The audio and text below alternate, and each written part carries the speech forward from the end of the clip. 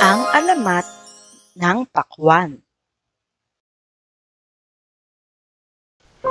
Noong unang panahon ay may isang batang lalaki na nagngangalang Juan.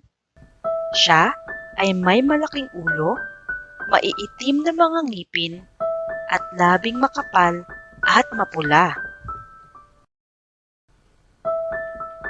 Ulila siya sa ama at ina.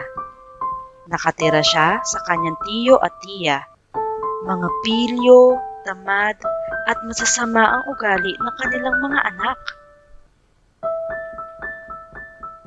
Malupit sila kay Juan.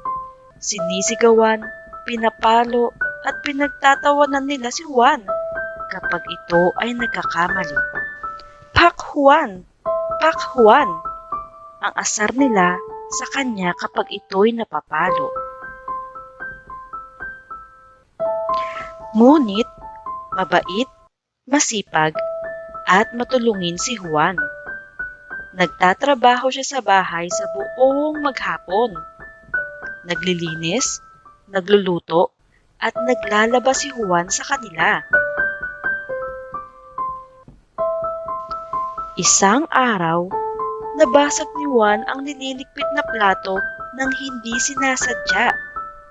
Pinalo agad siya ng kanyang tiya, habang ang mga pinsan naman niya ay walang humpay sa pagtawa at pag-asar sa kanya ng Pak Juan. Hindi na nakatiis si Juan. Umiiyak siyang nagtungo sa kanyang silid. Tumawag siya at nanalangin sa poon na sana ay kunin na siya dahil hirap na siya.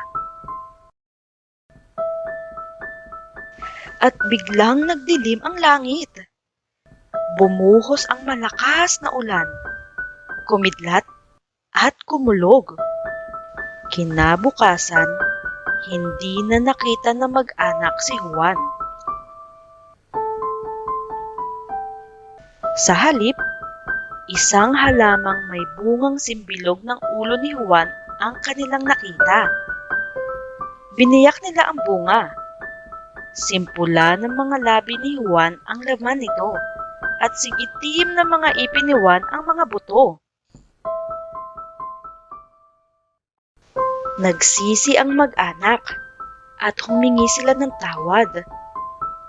Nagbago sila ng ugali. Inalagaan nila ang halaman at tinawag itong Pak Juan. Sa paglipas ng mga araw, naging pakwan ang tawag sa halaman. Iyon ang simula ng pagkakaroon ng halamang pakwan.